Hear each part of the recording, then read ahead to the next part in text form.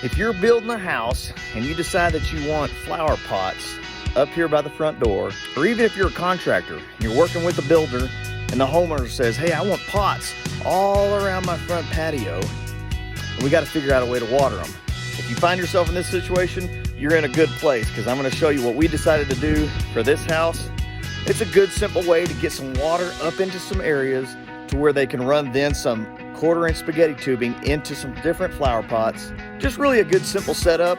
This may be a way that you could approach watering some pots that are up in a concreted patio like this. My name is Kelly Staggs, and you're watching American Irrigator. Let me show you something. What they want, they're gonna have a big flower pot right here. They're gonna have several pots either side of the front door, one over in that corner. They're gonna do several all lined here. They really like their flower pots here. So before they pour this concrete, and this is the time to do it, if you find yourself working in a situation like this, or if you're a homeowner, plan ahead to get something in here before they pour the concrete. So what we did is we dug a trench, and we're putting these valve boxes in, and we ran some 1/2 inch Blu-Lock swing pipe tubing, and that we'll end up tying onto running some spaghetti tubing out. So here's a view of one. We're gonna come out, we'll tie onto PVC outside of the concrete. This is gonna be a bed area. And then we ran up here, and I'll show you what's in this valve box. And this is gonna be level with concrete, and they've got it marked, so we've made it even with that. And what we did is we came here for fitting. I just capped it off for now. We'll take this cap off, we'll put a fitting for spaghetti tubing, then we'll probably notch out the side, that way you can still take the lid off. Come out of the box with spaghetti tubing into a flower pot.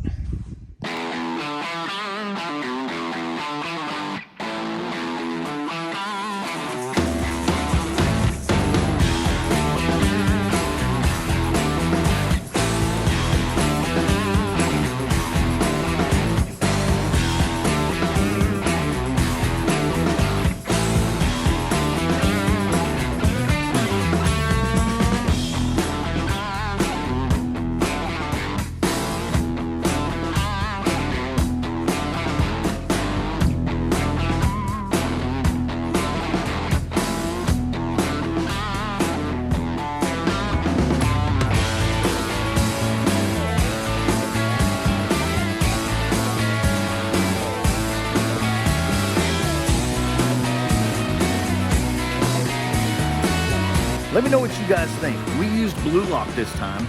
A lot of times, if I'm gonna use PVC, we'll do 3/4 schedule 40. You could do 1/2 inch, but 1/2 inch comes in a pretty thin pipe. So if you go up to 3/4, you can get it in a schedule 40, and it's gonna do a lot better under this concrete. We decided to use 1/2 inch Blu-Lock today, which is a pretty good product. It's pretty tough. It really takes a lot to even smash it, but cut it or kink it or anything like that.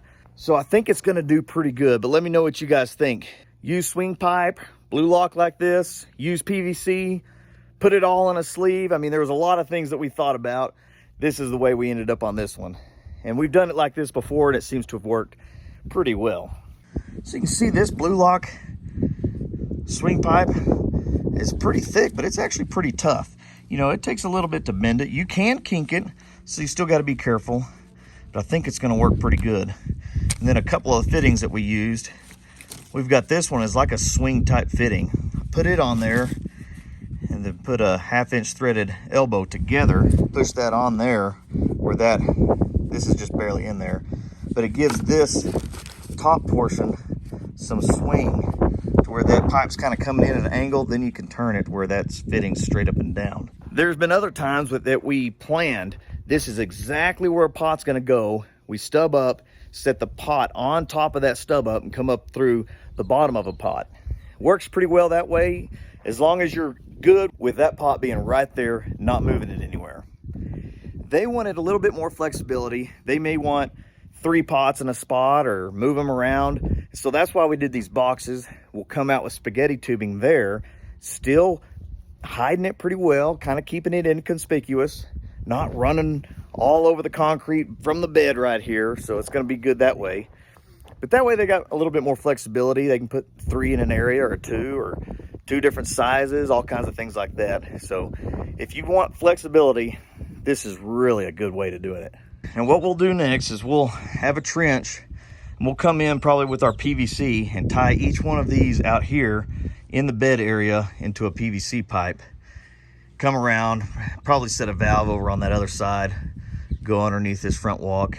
So that's our setup we've got, trying to water some flower pots. My other idea here was to actually run some PVC conduit with a sweeping 90 into each box and then run this inside of it so we'd have it all sleeved. You could pull it in and out if you needed to. It was going to be a little harder to do that way, but I thought it might have been good. Let me know what you guys think.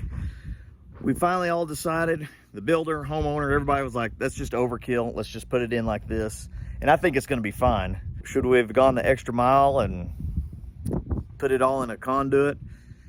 Let me know what you guys think. What's cool about doing it like this and actually planning ahead is these flower pots are all going to be on a zone on their own, so you can control the watering and really dial it in to where you're watering your flowers really good but not running too much where it's running over or really coming out of the bottom real bad. Putting all of these on their own zone, not tied in with the flower beds, on their own, where it's just going to be labeled flower pots. Doing it like this, separate it out, man, really is a way to go on your irrigation design and installation.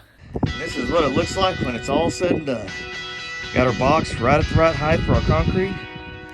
Cleaned this all up, smoothed it all back out. They're ready to pour. I'm even breathing hard, cleaning all this up. Now, we are ready for concrete. We got the irrigation set up to water our pots. For more irrigation installation tips, check out this playlist right here.